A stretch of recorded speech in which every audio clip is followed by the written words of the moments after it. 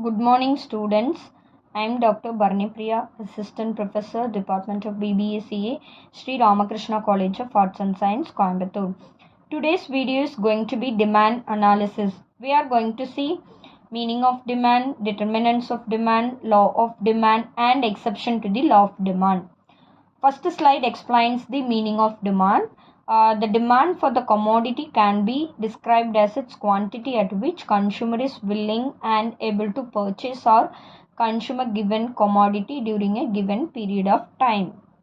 There are three important factors that defines the demand.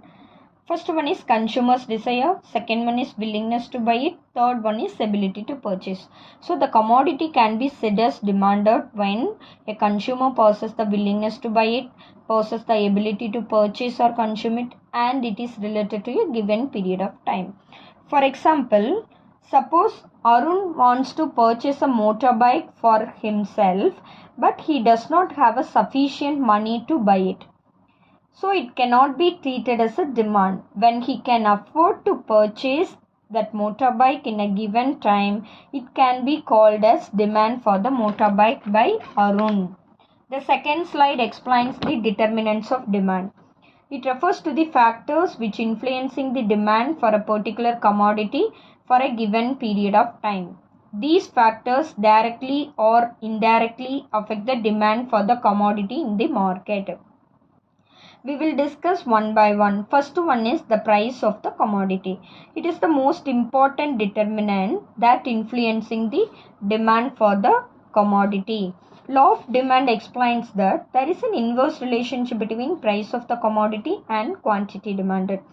The quantity demanded increases with a reduction in price, assuming other things constant and vice versa. For example, a consumer prefers to make a bulk quantity purchases when prices are less and makes fewer purchases when prices are high. The second determinant is the income of the consumer. Income is another important determinant which represents the purchasing power of the consumer. When income is increases, the consumer starts to purchasing more, which results in more demand and vice versa. For example, suppose if the salary of Mr. Arun has increased, then he can purchase some luxurious items such as television, refrigerator, air conditioner, etc. Third determinant is the prices of related goods and services. Either it can be complementary and substitute goods. For example, if the prices of coffee increases, it will result in more quantity demanded for tea, as the tea will become cheaper as compared to coffee. So the prices of substitute goods directly affects the quantity demanded for given commodity.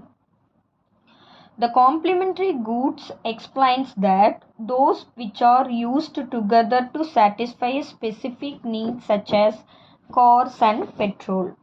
It shows a negative relationship between price of a complementary goods and quantity demanded of the commodity. If the prices of complementary goods rises, the quantity demanded for given commodity starts to declining. Fourth one is the taste and preferences of consumer will derive demand. It explains demand will be influenced by the taste and preferences of the consumers positively. If the taste and preferences are positive, then demand will be increased and vice versa.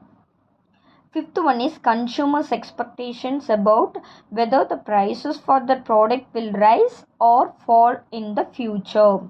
For example, if it is expected that the prices of petrol and diesel will increase by next week, the demand for the petrol and diesel would be increase in the present. The next one is growth of the population also influencing the demand for the commodity. The size of the population determines aggregate demand in the country.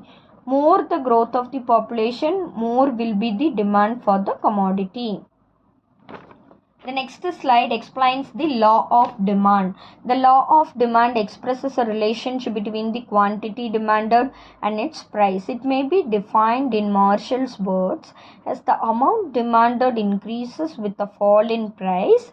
that diminishes with the rise in price, that it expresses an inverse relationship between the price and demand. The law refers to the direction in which quantity demanded changes with the change in price.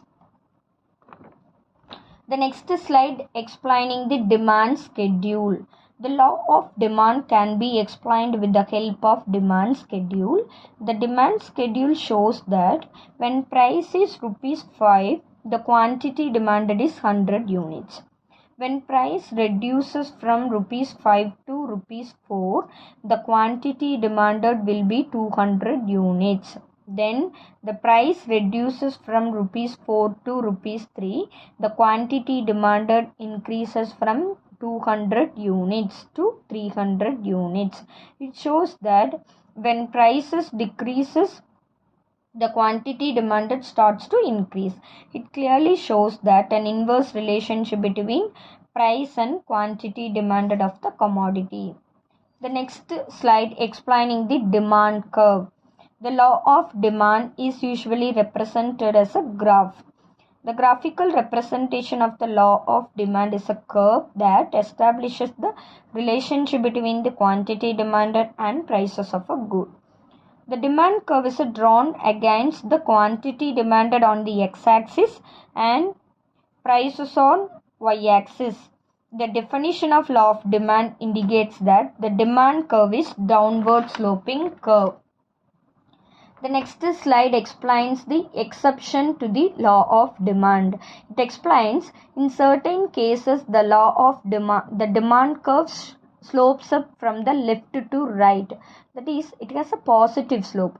Under certain circumstances, consumers buy more when the prices of commodity rises and less when prices falls, as shown by the demand curve in the figure. Many cases are attributed to an upward sloping demand curve. The exceptional to the law of demand curve shows the upward sloping curve. This slide explains the exceptional cases of demand curve. First one is given goods. Given goods are called inferior goods. It refers to those goods whose demand decreases with an increase in income. For example, if the demand for jaggery decreases with an increase in income, then jaggery is an inferior good. Second one is prestige goods. For example, diamonds, high-priced motor cars, luxurious bungalows or prestigious goods. Rich people consume such goods as a status symbol. So when prices of such goods rises, their demand also rises. Third one is consumer psychological bias. It explains that consumers have an illusion that high-priced goods are better quality. Fourth one is demonstration effect. The tendency of the low-income group to imitate the consumption pattern of the high-income groups. For example, consumer durable goods such as washing machine, latest mobile, etc. The next one is ignorance. It explains consumer may not be aware of the fall in the prices of a commodity, and thus they tend to purchase more at a higher price. Habitual goods. Due to habit of the consumption, certain goods like tobacco, cigarettes are purchased even if prices are rising. So it is the exception to the law of demand. Thank you for listening.